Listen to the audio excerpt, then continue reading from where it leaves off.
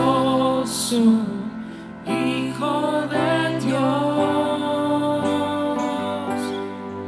Recibe toda la gloria, recibe toda la honra, precioso Hijo de Dios.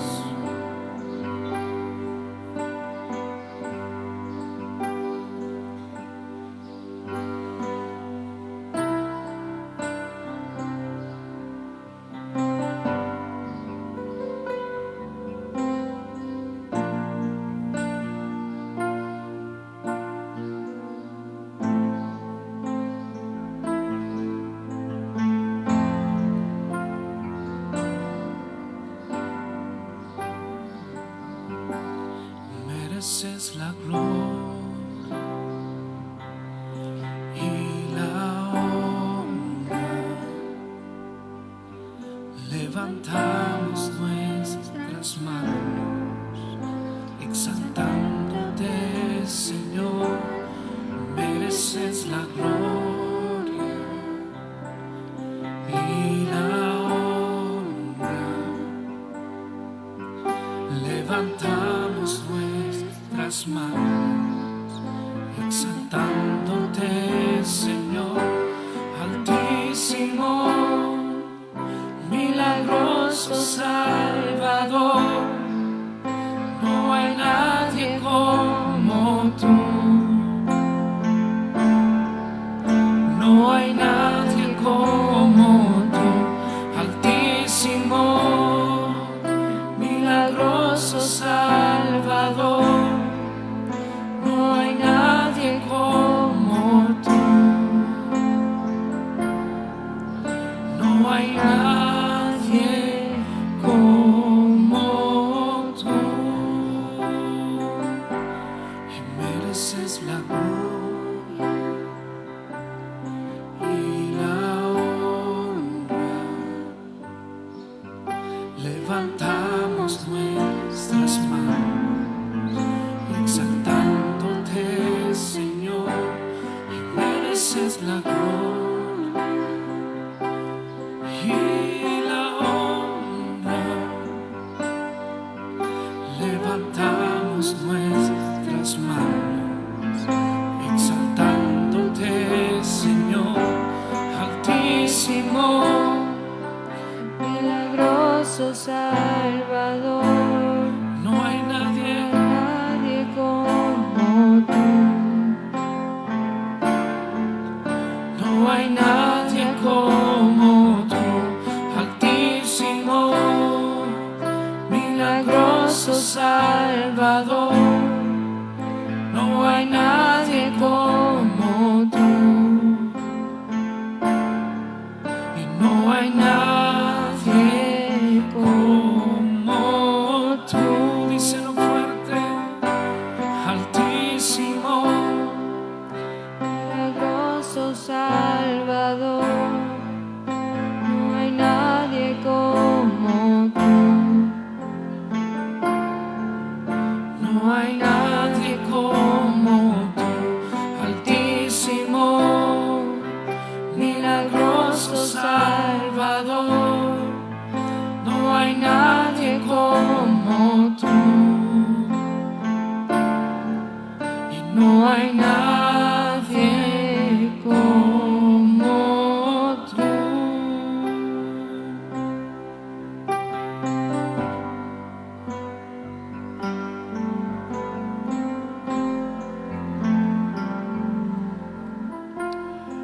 Padre, no hay nadie como tú. Tú eres altísimo y reinas y gobiernas en todos los ámbitos del universo.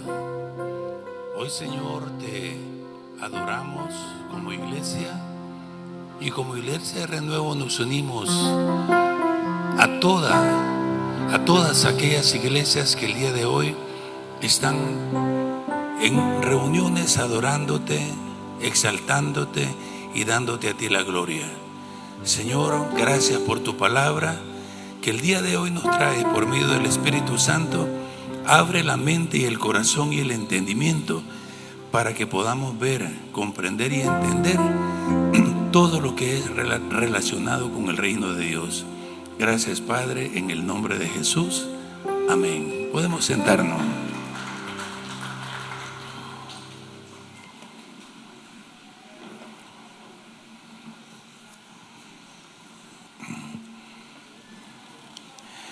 Ya es nuestro segundo domingo del año y va caminando. Ya va caminando más rápido el tiempo. Y qué bonito, porque nos estamos adentrando también y acercándonos a celebrar nuestro 12 aniversario, que es el último domingo del mes de enero. Así es que al final les estaremos dando más detalle. Hoy quiero compartir un tema que se llama Nuestra autoridad en Cristo. El domingo pasado enseñamos el tema cómo caminar con Dios. Y dijimos que caminar con Dios era lo que la Biblia hablaba de andar en el Espíritu.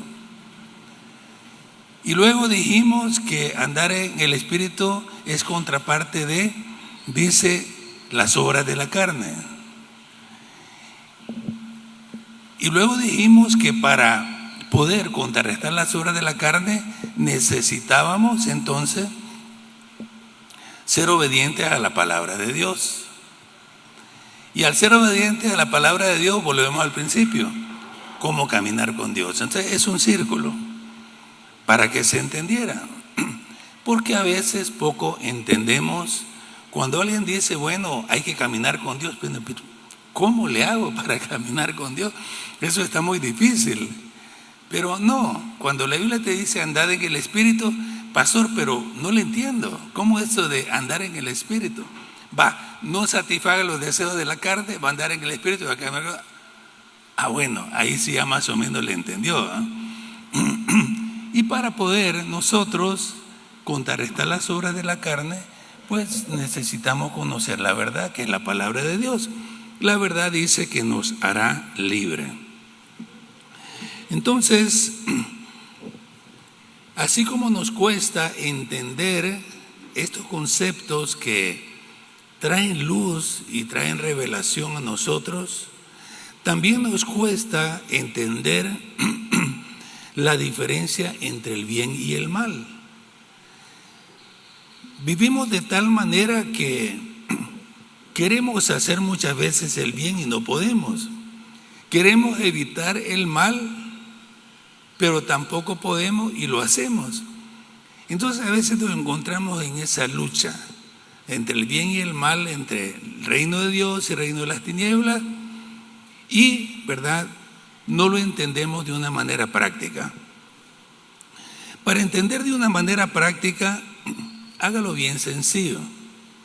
Todos sabemos qué es lo bueno y todos sabemos qué es lo malo. Con ese concepto entre el bien y el mal, usted puede caminar en obediencia a la palabra de Dios. Y yo les digo siempre, si usted deja de hacer cosas buenas, algo malo lo va a ocupar. Y si usted deja de hacer cosas malas, algo bueno también lo va a cubrir. O sea que es algo de nuestra voluntad y de nuestra decisión. Ahora, una vez que nosotros entendemos, ¿verdad?, lo que es caminar con Dios, bueno, ¿para qué queremos caminar con Dios? Y la Biblia nos enseña también que al caminar con Dios, cosas buenas van a surgir y van a venir. Y a través de Jesucristo, Dios ha dado mandamientos y ha dado también propósito a la iglesia que Él mismo ganó con su sangre y la fundó con el Espíritu Santo. Quiero leer Juan 15:3. Dice, ya vosotros estáis limpios por la palabra que os he hablado. Al caminar con Dios y ser obedientes a la palabra nos limpia cada día y nos prepara para la obra que Dios quiere que nosotros hagamos. Luego en el 15:4 dice, vamos a leerlo también: permaneced en mí y yo en vosotros. Como el pámpano no puede llevar fruto por sí mismo si no permanece en la vid, así tampoco vosotros si no permanecéis en mí. Yo soy la vid y vosotros los pámpanos. El que permanece en mí y yo en él, ese lleva mucho fruto, porque separados de mí nada podéis hacer. Entonces, ¿verdad? El caminar con Dios ahora es representado por medio de una parábola, por medio de una comparación, y nos dice Dios: yo soy la vid y vosotros los pámpanos. Muy bien, ahora caminar con Dios. El pámpano está unido a la vid. Esa unión entre esa ramita y el tronco de la vid, esa unión es la que la Biblia llama caminar con Dios. O sea, que estemos conectados. ¿Y qué nos conecta? Su palabra. Ella nos conecta. Entonces Dios quiere que estemos conectados a la vid. ¿Para qué? Para que llevemos fruto. Y ese fruto, dice, permanezca. Ahora, cuando no caminamos con Dios, estamos separados, como esa ramita y ese tronco de la vid. Y separados, se secan. No podemos hacer nada. Entonces, con esta comparación, ¿verdad? Yo creo que queda bastante claro lo que es el caminar con Dios, para que lo fomentemos en nuestra vida. Ahora, una vez que estamos caminando con Dios y dando fruto, Dios a través de Cristo nos dio las instrucciones que teníamos que seguir para entonces fructificar. Y vamos a leerlos en Hechos 1, 4 y 5. Dice así: y estando juntos les mandó que no se fueran de Jerusalén, sino que esperasen la promesa del Padre, la cual les dijo: oíste de mí. Porque Juan ciertamente bautizó con agua, mas vosotros seréis bautizados con el Espíritu Santo dentro de no muchos días. Jesús está resucitado, ¿verdad? Hizo la obra que tenía que hacer, que vamos a ver un poco más adelante, y le da las instrucciones a sus discípulos, que ahora estaban en comunión con el Padre, caminando con Dios, y que tenían que llevar fruto. Para que ellos llevaran fruto necesitaban algo bien especial. Lo acabamos de leer y lo leeré nuevamente, porque también para nosotros es esa promesa, para que llevemos fruto. Entonces les digo el Señor, ¿verdad? Acá en el versículo de Hechos 1, 4 y 5: y estando juntos les mandó que no se fueran de Jerusalén, o sea, que no salieran todavía a predicar, como les había dicho, sino que esperasen la promesa del Padre, la cual les dijo: oíste de mí. Porque Juan ciertamente bautizó con agua, mas vosotros seréis bautizados con el Espíritu Santo dentro de no muchos días. Entonces los discípulos iban a ser bautizados. Cristo, para hacer la obra que el Padre le encomendó, fue bautizado con el Espíritu Santo lleno, y fue y entonces habló y ministró con el poder del Espíritu. Ahora, nosotros también, cuando vayamos a dar fruto, vamos también a ministrar y hacer la obra de Dios por medio del bautismo del Espíritu Santo. Otros le llaman la llenura del Espíritu Santo. Para entonces entrar, ¿qué pasa cuando el Espíritu Santo nos bautiza y nos llena? Vamos a entrar en otro aspecto, que Jesús tiene todo el poder y la autoridad como Hijo de Dios y como hombre en esta tierra. Había pasado algo, y lo vamos a ir leyendo poco a poco, y Cristo dice que Él vino a salvar lo que se había perdido. ¿Qué se había perdido? Se había perdido la autoridad del hombre, se había perdido la salvación del hombre, se había entorpecido el reino de Dios y había caos. en la tierra. El mal estaba reinando más que la palabra del Señor. Veamos a ver esto en Lucas 4, 5 y 7. Cómo se había perdido la autoridad y quién la tenía antes de venir Cristo. Lucas 4, 5, 7 dice: y le llevó el diablo, aquí aparece en escenas el diablo ya, a un alto monte, o sea, Jesucristo. Estamos hablando de la tentación de Jesús por el diablo. Comenzaré leyendo.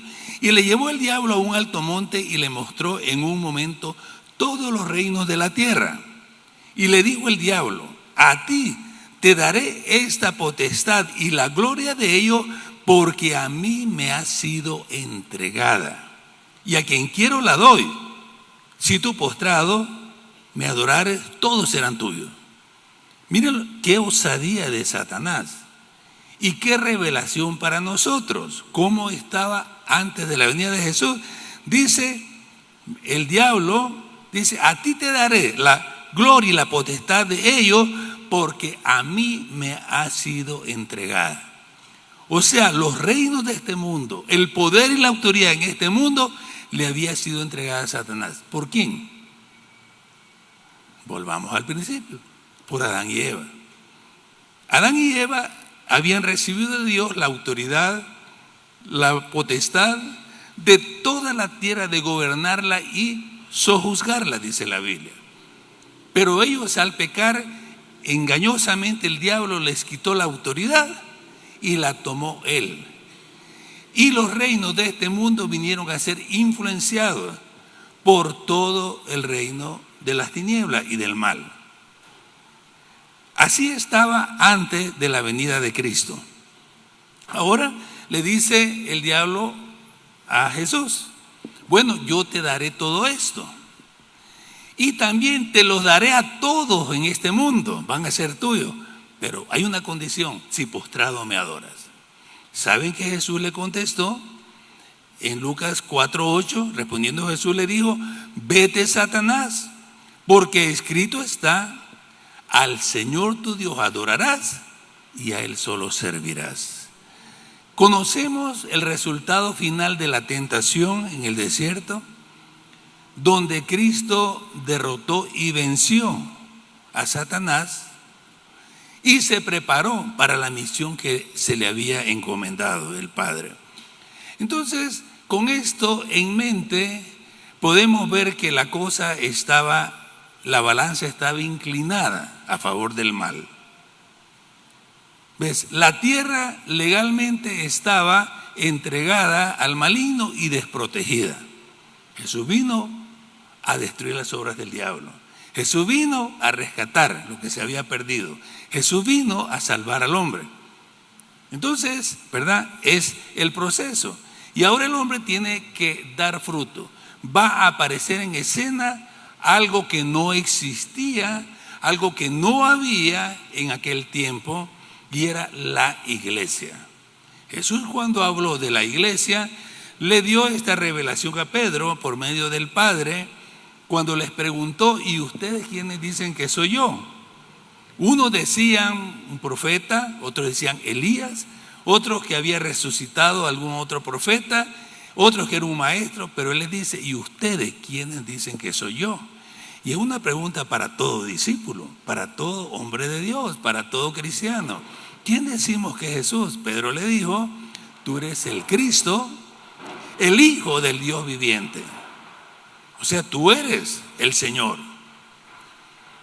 Y Jesús le responde: Pedro, no te lo reveló carne ni sangre, sino mi Padre que está en los cielos. Lo que entendemos, lo que comprendemos siempre es revelado por el Espíritu Santo de Dios a nosotros. Hoy, ¿verdad? Yo he orado para que Dios nos dé entendimiento y revelación. ¿Por qué decía el Señor: el que tiene ojos para ver, que vea? ¿Acaso no todos tenían ojos? Pues lo que está hablando es de ojos espirituales. El que tiene oídos para oír, que oiga. Bueno, todos tenemos dos oídos. ¿Pero por qué lo decía? Porque algunos oyendo no entienden. No es lo mismo oír que entender. Ve, usted puede oír, pero puede oír así como el dicho dice, oír llover, ¿va? Y no entender. Pero Dios quiere que nosotros entendamos. ¿Por qué? Porque cuando entendemos, conocemos a Dios, arde nuestro corazón y la palabra de Dios se hace vida en nosotros. Entonces, ahí tenemos, ¿verdad? Entonces, la parte que estábamos desarrollando. Ahora, vamos a ver cómo Jesús recupera esta autoridad perdida. Vamos a leer Colosenses 2:15. Vamos a ver cómo recupera Jesús la autoridad perdida. Colosenses 2:15 dice: y despojando a los principados y a las potestades, los exhibió públicamente, triunfando sobre ellos en la cruz. Cuando Cristo murió en la cruz, con su muerte destruyó la muerte. Con su sacrificio en la cruz destruyó al pecado. Y con su obediencia al Padre en la cruz destruyó la desobediencia. Y expuso a las potestades y principados y los venció públicamente. O sea que fue público. Por eso en algunas partes decía el apóstol Pablo, si los príncipes de este mundo hubieran entendido quién era el Señor, nunca lo hubieran crucificado al Rey de Gloria. Porque cuando lo crucificaron fue la derrota de ellos. Tremendo lo que pasó. Siempre yo he dicho que con la misma arma que el enemigo nos ataca, con esa misma arma lo vamos a vencer. Y un ejemplo de ellos es la pelea de David y Goliat. ¿Con qué mató David al gigante? Muchos me van a contestar, con una piedra. No, con una piedra lo derribó. Lo mató con su misma espada. Dice que tomó la espada de Goliat y le cortó la cabeza. Cuando el diablo te ataca o el mal te ataca en un área que te está venciendo y que parece que es un gigante con el cual estás luchando, esa misma arma Dios te la va a dar para que lo venzas al enemigo y le cortes la cabeza. Entonces tenemos la victoria en Cristo Jesús. Él en la cruz venció a las potestades y principados. Ahora quiero que veamos, después de la muerte en la cruz y su resurrección, lo que Dios hizo con Jesús. Y vamos a ver Filipenses 2 del 8 y 9. Podemos buscarlo. Filipenses 2, 8 y 9 dice: y estando en la condición de hombre, se humilló a sí mismo. Está hablando de Jesús. Haciéndose obediente hasta la muerte y muerte de cruz. Por lo cual Dios también lo exaltó hasta lo sumo y le dio un nombre que es sobre todo nombre. ¿Hasta dónde lo exaltó Dios a Jesús? Hasta lo sumo. Dice que Él se sentó en el trono de Dios, a la par de Dios en los lugares celestiales. Ahora, ¿de dónde venía Jesús? Jesús venía de lo más profundo de la tierra, porque por nuestros pecados fue a los infiernos. Pagó por nuestros pecados. Él padeció por nosotros y bajó hasta lo más profundo voluntariamente, dice aquí. Por lo que padeció, dice, aprendió la obediencia. El obediente al Padre fue a lo más bajo y accedió ahí. Y luego el Padre lo resucitó y lo puso en lo más alto, en lo sublime, donde no hay nada más que Dios, como hijo de Dios. Ahora, esta es una contraposición a lo que Satanás hace. ¿Dónde quería estar Satanás? Dice, me sentaré en el trono de Dios con el gran orgullo y prepotencia. Y Dios lo echó del cielo. ¿Y hasta dónde fue a parar? A lo más profundo de la tierra de los infiernos. Y ahí sale aquella parte que dice, el que se exalta será humillado y el que se humilla será exaltado. Cristo fue exaltado por ser humilde. Satanás fue humillado por ser lleno de orgullo. Entonces podemos ver aquí que Cristo es exaltado, pero algo más pasa ahí. Vamos a ver Filipenses 2 del 10 al 11. Dice, para que en el nombre de Jesús se doble toda rodilla de los que están en los cielos y en la tierra y debajo de la tierra. Y toda lengua confiese que Jesucristo es el Señor, para gloria de Dios Padre. Jesucristo como Dios tiene toda autoridad, y como hombre, por haber sido obediente a Dios y cumplir el plan de Dios, se le dio toda autoridad. Él se la quitó a Satanás, lo derrotó en la cruz y tomó la autoridad que Satanás había usurpado del hombre. Ahora Jesús tiene toda autoridad en los cielos y en la tierra. ¿Lo ve? O sea, la autoridad perdida ya fue rescatada, ya la tenemos aquí. No estaba, y el diablo se jactaba de eso. Mira, yo te daré y le ponía fácil el camino a Jesús. Jesús no buscó el camino fácil.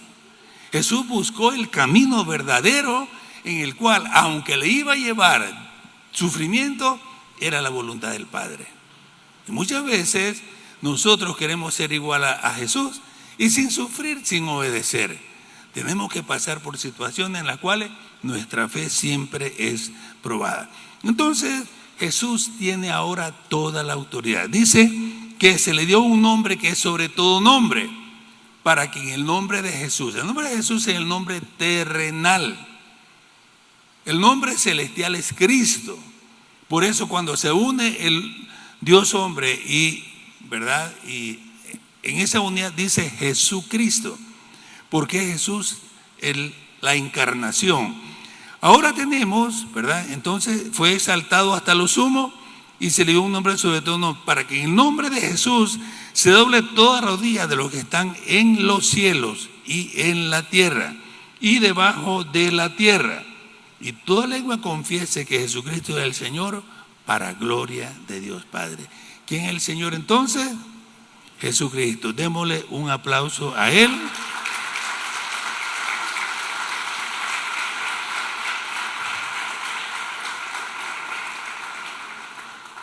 Bueno, ¿verdad? Jesús tiene la autoridad, y ahora ¿qué va a pasar? Aquí viene lo más bonito. La Biblia nos dice que Dios envió a Jesús con una misión a la tierra, pero vemos lo que pasó ahora también. Vamos a leer Juan 20:21. Juan 20:21 dice: entonces Jesús les dijo otra vez: paz a vosotros.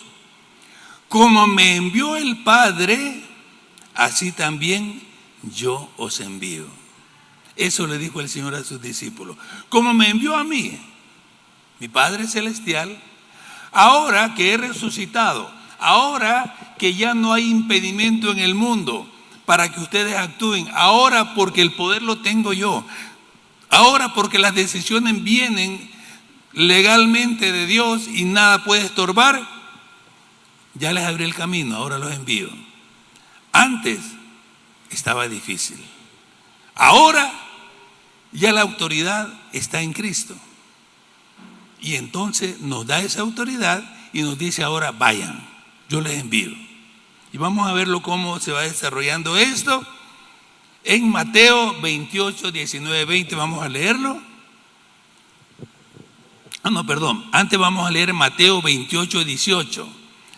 Mateo 28, 18. Dice: Jesús se acercó y les habló diciendo a los discípulos: toda potestad me es dada en el cielo y en la tierra.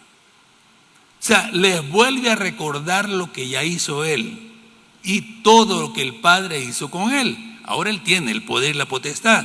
Ahora sí, vamos a ver qué les dice. Mateo 28, 19, 20. Les dice: por tanto, ese por tanto es lo que hemos estado hablando. Es lo que Él hizo, es lo que Él es y logró ahora. Por tanto, ya que yo tengo la autoridad y el poder, dice, por tanto, id, vayan. Y haced discípulos a todas las naciones, bautizándolos en el nombre del Padre y del Hijo y del Espíritu Santo, enseñándoles que guarden todas las cosas que os he mandado. Y aquí yo estoy con vosotros todos los días hasta el fin del mundo. Esto se le ha llamado la Gran Comisión. Esto se le ha llamado, ¿verdad?, evangelismo mundial, donde la iglesia se convierte en la portadora del reino de Dios, estableciéndolo aquí en la tierra, primero en cada corazón. Les dice a los discípulos, vayan, y los discípulos están representados en cada uno de nosotros. Y él está diciendo, ahora yo tengo toda autoridad y poder. Por lo tanto, Luis, vaya Luis, vaya, haga discípulos, bautícelos y enséñeles mi palabra. Cuénteles lo que yo hice, den testimonio. ¿Ves? Viene el Señor y le dice, ¿verdad? A Juan, vaya, vea. Le dice a Dulce, vaya, vaya. Yo ya hice lo que tenía que hacer, ahora vaya, haga discípulos. Y para ser discípulos, lo primero que tenemos que hacer es llevarlos a Cristo. ¿Y cómo lo llevamos a Cristo? Ya se lo he dicho muchas veces. Se les habla que Cristo murió en la cruz porque somos pecadores. Y si usted reconoce que ha pecado y cree que Cristo murió por usted, será salvo. Y Él les dice a cada uno, ¿verdad? A cada uno, vayan. Ahora, eso es lo que yo les decía. Si estamos unidos a la vid, como pámpano, vamos a llevar mucho fruto. ¿Cuál es el fruto? Discípulos, gente. Ustedes están aquí porque alguien oró por usted, porque alguien le predicó, alguien le dijo que había un Salvador. Usted oyó hablar del Señor y se acercó. ¿Y por qué pudo ser salvo? Porque el diablo ya no puede interferir ahí. Porque el diablo no puede meterse en su decisión. Antes lo hacía, porque tenía la autoridad. Ahora ya no la tiene. Usted es libre. Y así como usted es libre y vino a Cristo, así los demás que están afuera solo están esperando que se les hable la palabra. El diablo no puede interferir en el mensaje de salvación. Puede tratar de hacer que usted no predique. Puede tratar de que usted ande mal con Dios para que no lo haga. Puede tratar de engañarlo a usted que no va a funcionar para que no vaya. Pero cuando uno es obediente y va, se da cuenta de que la verdad es que la gente está esperando. Está esperando.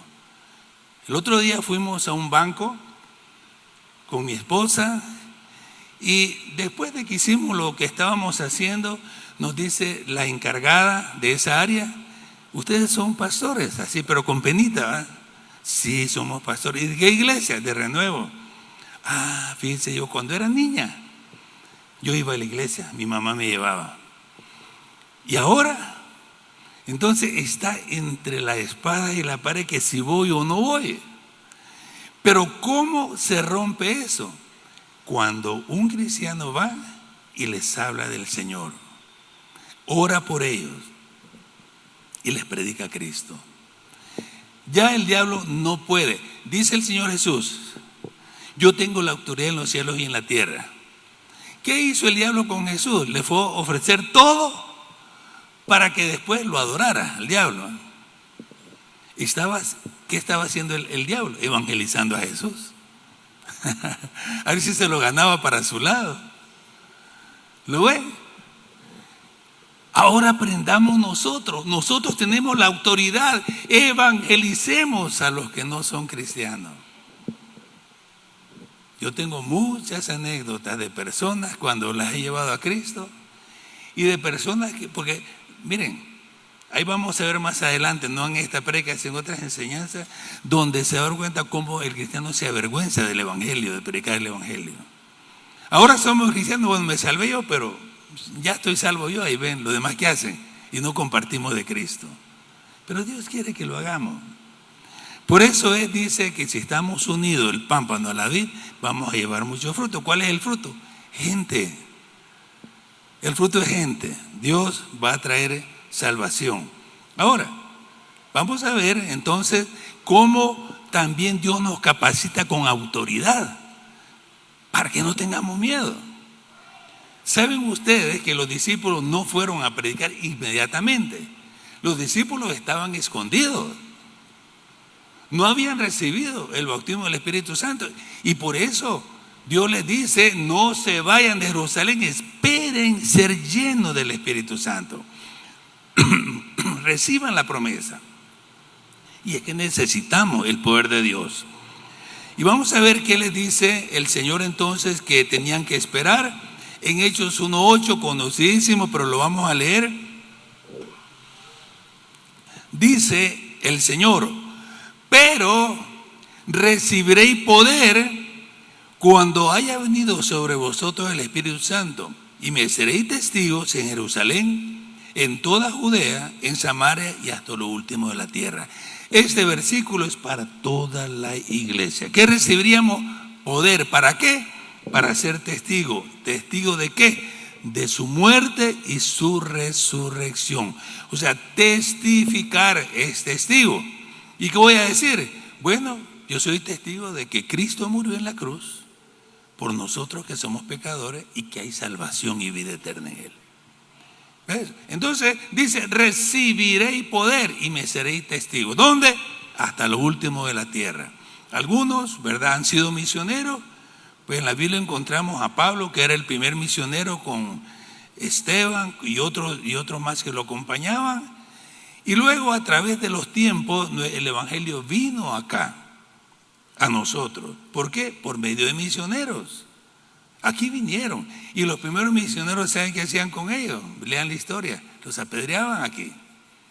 Les sacaban el machete y los sacaban de los pueblos. Los que vendían Biblias se las quitaban y las quemaban.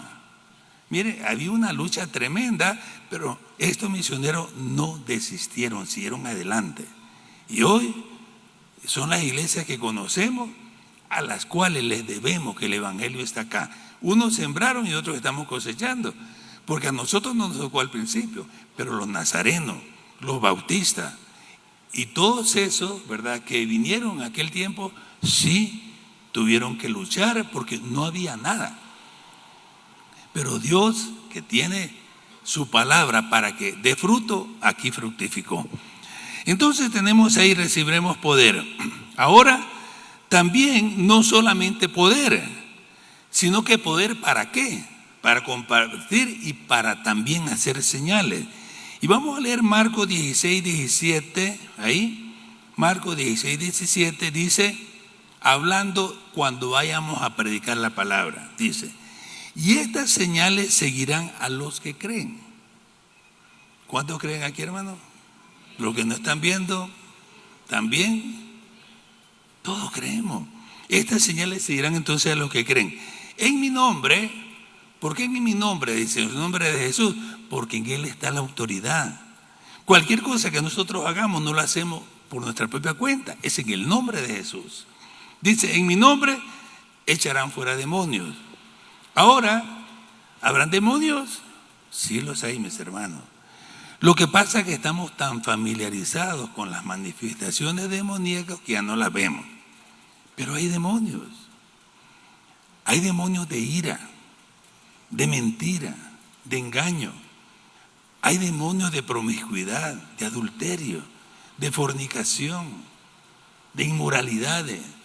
Todos esos se satisfacen con la actividad humana.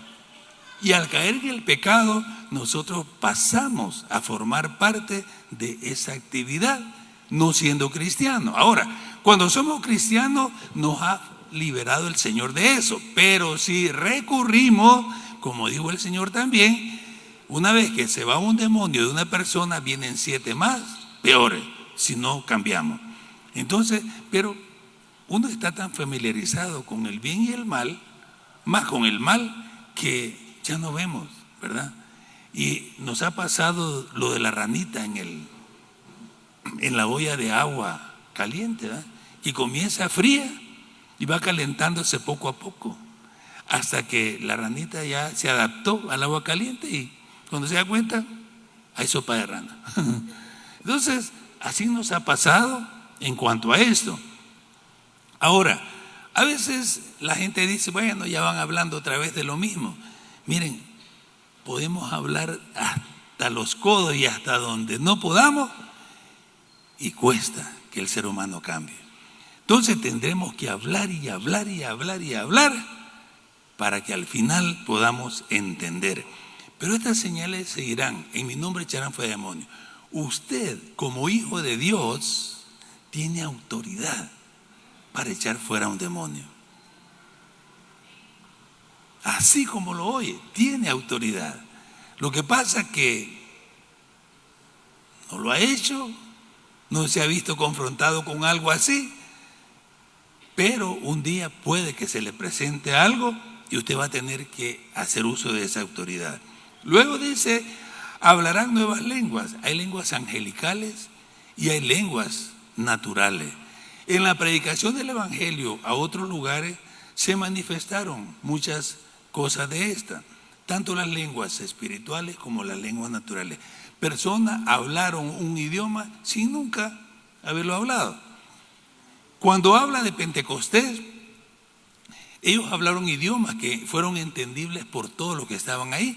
Y la gente se sorprendía y decía, pero ¿cómo estos hablan nuestro idioma si aquí han vivido toda su vida? Y hablaban los idiomas de donde ellos venían. Y hablaban las maravillas del reino de Dios. Yo lo he visto también, ¿verdad?, en personas en tiempos actuales. Inclusive un líder que teníamos nosotros, norteamericano, no sabía nada de español. Y ese día que iba a predicar, no había intérprete. Y sintió que el Espíritu Santo le decía, predica. Señor, le dijo, pero yo no hablo español, predica. Y fue obediente y comenzó a predicar y comenzó a hablar en español. O sea que para Dios no hay nada difícil ni imposible. Confundió las lenguas allá en la Torre de Babel y puede hacer al revés ahora, que puede hacer que todos hablemos y entendamos la lengua. Entonces, ¿verdad? Hay esta también manifestación. Luego, tomarán en la mano serpiente y si vivieran cosa mortífera no les hará daño. Cuando dice tomar en la mano serpiente no es literal. Hay muchas iglesias en lugares donde hacen cultos raros y ponen serpientes para que la gente las agarre y muchos han muerto. No se trata de eso. Aunque en la Biblia hay un caso donde Pablo es mordido por una serpiente cuando lo iba cautivo para Roma y no le pasó nada, cumpliéndose esa palabra de ahí. Pero más que todo es algo simbólico lo que está hablando. ¿Quién es la serpiente en la Biblia? Serpiente es el título que se le da al diablo, a Satanás. Entonces dice, tomarán en la mano serpiente. Cuando nosotros hacemos la obra con nuestras manos, estamos actuando. Estamos, ¿verdad?, haciendo algo. Y lo que nos quiere decir ahí es de que, aunque nosotros, ¿verdad?, actuemos contra el mal, ese mal no nos tocará. Eso es lo que está hablando ahí, ¿verdad? Y luego después dice, no les hará daño, sobre los enfermos pondrán las manos y sanarán. O sea, usted puede orar por enfermos y Dios va a hacer la obra. Cuando yo siento orar por alguien, mi función es obedecer la palabra de Dios. Hay un enfermo, yo oro. Mi función es orar. Dios, la función del Espíritu Santo es sanar. Entonces, a veces en el instante Dios sana. A veces no sana en el instante, sana en el proceso. Y a veces tarda un tiempo en sanar la persona. Pero, ¿cuál es nuestra responsabilidad? Poner mano y orar en el nombre de Jesús por sanidad. ¿Ves? Orar por las personas oprimidas en el nombre de Jesús y echar fuera el demonio. Luchar contra la fuerza del enemigo, ya les dije, no nos van a dañar porque él ya no tiene ese poder para hacerlo. Y vamos a seguir hacia adelante en la predicación. Entonces hay señales también. Y lo que les estaba hablando de la autoridad y también de la obra del enemigo que no nos daña, está también en Lucas 10:19. Vamos a leer Lucas 10:19. Dice, he aquí os doy potestad, o sea, poder, para hollar sobre serpientes y escorpiones y sobre toda fuerza del enemigo y nada nos dañará. Aquí lo va ya haciendo un poco más claro. Dice, sobre toda fuerza del enemigo no les dañará. Pero habla también de serpientes y escorpiones, o sea, representaciones del mal. Usted luchará, actuará, donde vaya, va a tener que enfrentar al mal. Una vez que usted esté predicando el evangelio del Señor, está confrontando al mal. ¿Ves? Y puede ser ese mal representado con este tipo de figura, como serpientes, escorpiones, que son tipo de demonios, espíritus malos. Uno los confronta y dice ahí que no te dañará. Lo leo de nuevo. He aquí yo doy poder de hollar, o sea, pisar sobre serpientes y escorpiones y sobre toda fuerza del enemigo, y nada te dañará. ¿Por qué? Porque el diablo no tiene poder contra ti. ¿Por qué? Porque tú eres hijo de Dios. Antes de tocarte, él tiene que recurrir a Dios y pedir un permiso si lo quiere hacer. Porque hemos encontrado en la Biblia, cuando él fue a pedir permiso para tentar a Pedro, pero Pedro dio lugar, por eso fue tentado. Si usted no da lugar, pues él no tiene por qué meterse con su vida. Nada te dañará. Prediquen con poder, hablen con poder, oren por las personas, echemos fuera a los demonios, llevemos el poder de Dios donde lo necesitan, y nada del mal te tocará o te dañará. Eso es bien importante entenderlo, porque a muchas personas les da miedo, tienen temor. Miren, van a liberar algo a alguien. Ay, yo no me meto ahí. Usted no tiene que tener temor.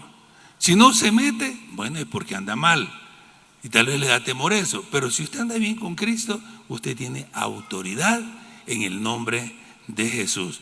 Métase donde ya Cristo lo envió, y Jesús le dijo: id y vayan y prediquen mi evangelio. ¿A quién? A toda criatura. Si vamos en el nombre de Jesús, usted no tiene por qué temer nada. ¿Ves? Para que vayamos entendiendo. Ahora, sí va a haber rechazo, sí va a haber oposición, sí vamos a tener pues cosas que van a querer hacer la gente contra uno, pero siempre la palabra de Dios triunfará. ¿Por qué? Porque en Cristo somos más que vencedores. Amén. Denle un aplauso al Señor.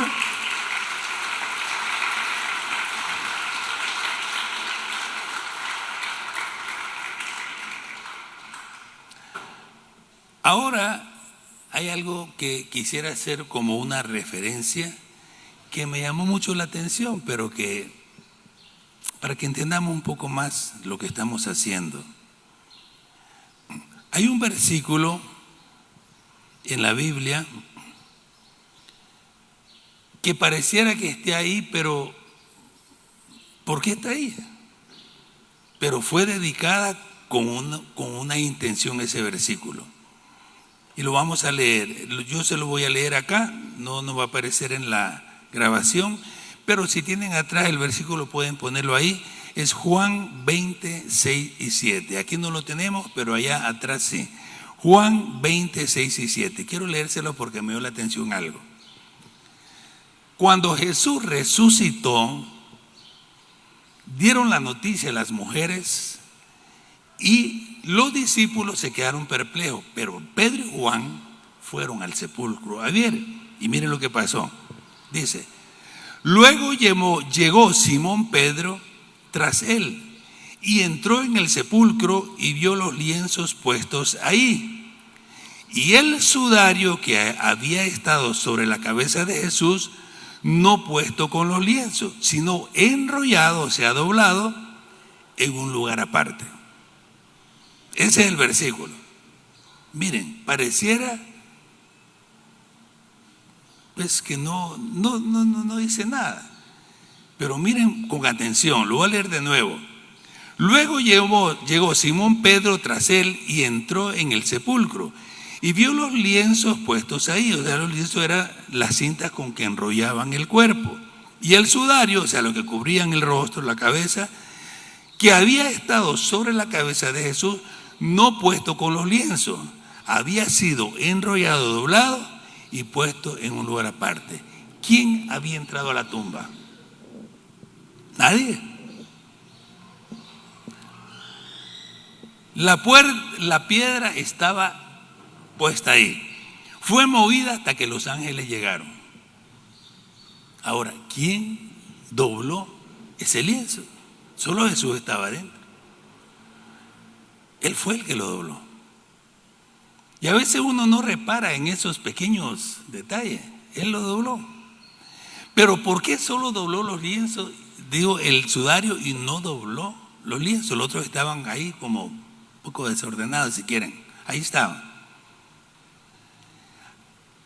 Hay una tradición judía, porque a veces la Biblia se interpreta tomando en cuenta las costumbres, tomando en cuenta la historia.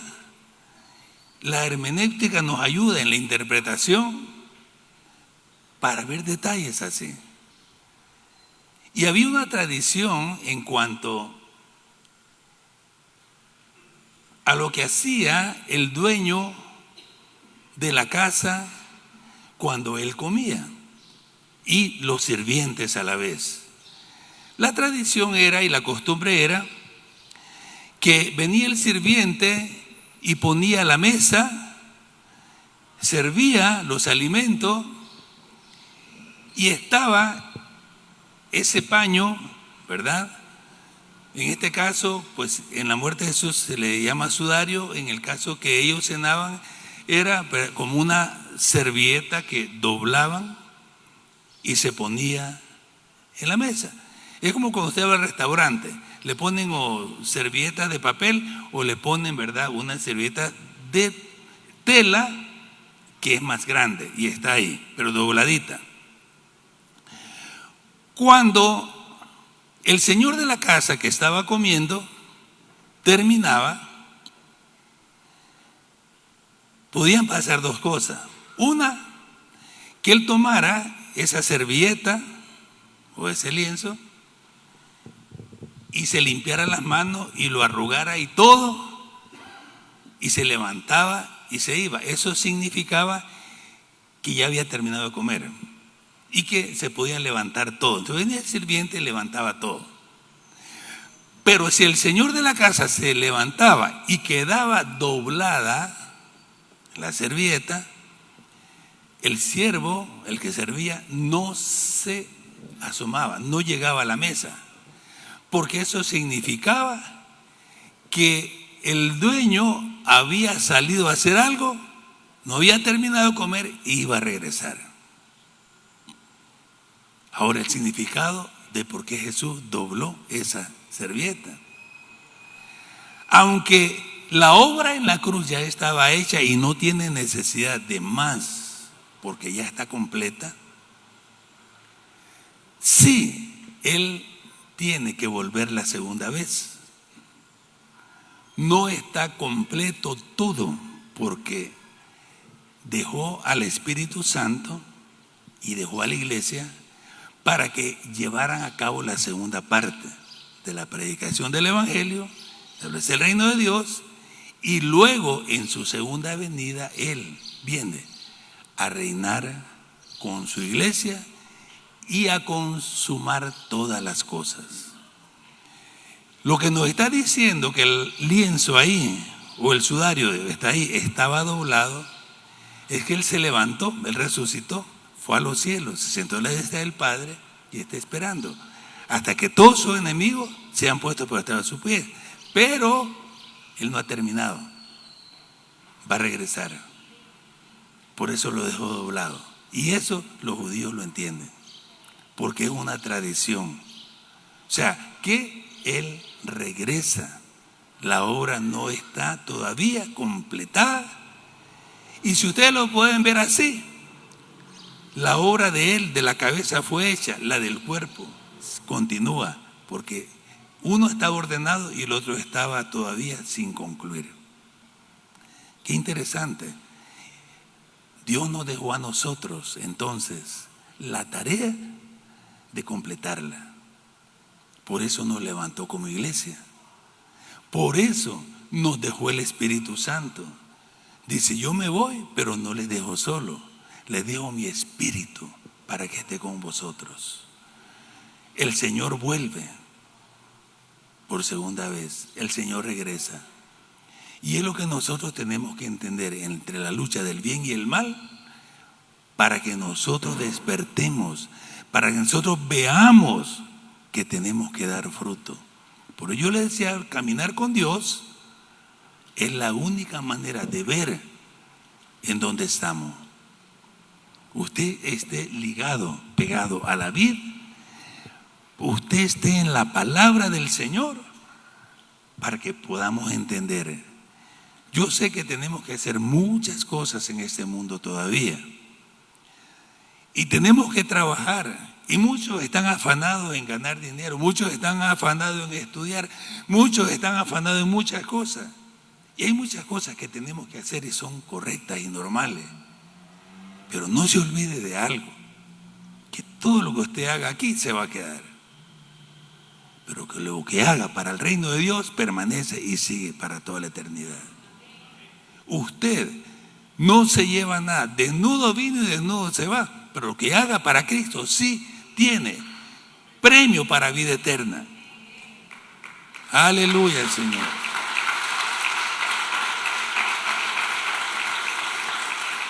Yo le voy a pedir al joven allá que me ponga Apocalipsis 20:12 para que todos lo vean ahí. Apocalipsis 20:12 dice: he aquí, yo vengo pronto, y mi galardón conmigo, para recompensar a cada uno según su obra. El Señor dobló su servilletita por allá y te dice: no he terminado, vengo pronto y te voy a recompensar según la obra que has hecho. Por eso es que tenemos que dar fruto. Ahora, yo no le digo que deje de hacer su responsabilidad, sea responsable, trabaje, porque el que no trabaja no come. Yo no le digo que deje de estudiar, no, estudie, porque ahí usted va a forjarse un futuro. Pero haga de cuenta y caso esto, que donde usted está y vaya, no va porque usted llegó ahí, sino porque el reino de Dios quiere llegar ahí y Dios lo está mandando a ese lugar para que lleve el reino. Cuando yo fui a la universidad, yo dije: Señor, me das el privilegio de estudiar para que yo comparta con estos estudiantes a Cristo. Nadie más les iba a hablar. A los amigos que yo tenía, a los estudiantes, yo tenía que hacerlo. Cuando tenía mis trabajos, yo llegaba y dije: Señor, gracias porque me diste ese trabajo para que el reino de Dios llegara acá. Y a mis amigos y compañeros de trabajo, y les compartía a Cristo. Nadie más lo iba a hacer. Cuando yo iba a algún lugar, fuese mercado, fuese clínica, fuese lo que fuera: Señor, gracias porque me diste la oportunidad de venir aquí para que venga el reino de Dios. Esta persona que está sentado ahí, nadie más le va a predicar ahorita, y me diste a mí la oportunidad para que yo le predicara. Así un día, un dominicano, estábamos tocando en el mercado y él se acercó, un doctor en medicina, se acaba de graduar, estaba por regresar a su país, pero a él le gustaba mucho lo que es los timbales. Y teníamos una persona que tocaba muy, pero muy bien los timbales. Y eso le llamó la atención. Y comenzamos a hablar de Cristo. Cuando terminamos de hablar de Cristo, él aceptó al Señor. Se quedó para que oraran por él y le ministraran. Y cuando le ministramos, dijo: gracias por lo que hicieron. No saben de qué me salvaron. Y le preguntamos: ¿y de qué te salvamos? Yo iba a mi apartamento a suicidarme. Cuando oí la música de ese tamboril que a mí me gusta tanto, me acerqué y eso me llevó a oír la predicación a Cristo. Pero hoy yo sé que Él me ha salvado. Ya no tengo por qué ir a hacer lo que iba a hacer. ¿Saben? Cuando regresó al año siguiente a su país, lo preparamos para que Él fuera a predicar el evangelio allá. ¿Qué hubiera pasado si no le hablamos de Cristo? Tal vez se pierde, o tal vez otro le hubiera hablado. Pero mis hermanos, si estamos en el Señor buscándolo y en su palabra y entendemos lo que estamos oyendo entre la lucha del bien y el mal, van a haber muchos que pueden ser salvos. Quizás puede ser tu compañero de trabajo, tu compañero de estudio, tu compañera de estudio. Puede ser una persona que se está acercando por amistad, una persona que llegó, ¿verdad?, a trabajar contigo, o te compró algo, o le vendiste algo. De todo pasa. Pero hable de Cristo. Él dijo, vayan, prediquen mi palabra. Amén. Tenemos que hacerlo. Vamos a orar. Y les quiero pedir un favor en este momento.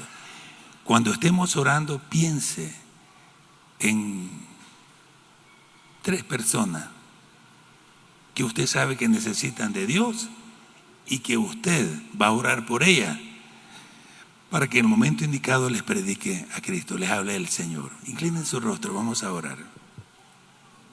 Piense en 3 personas y dígale, Señor Jesús, yo oro por estas personas para que sean salvos.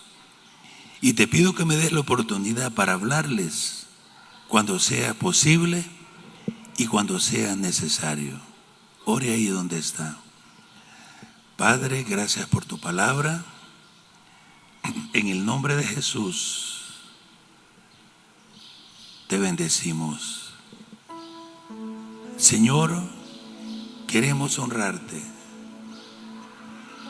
y bendecir tu nombre, que es sobre todo nombre, para que en el nombre tuyo, Señor Jesús, se doble toda rodilla de los que están en los cielos y en la tierra, y toda lengua confiese que Jesucristo es el Señor, para gloria de Dios Padre. Hoy te ponemos a estas 3 personas que les vamos a compartir de Cristo.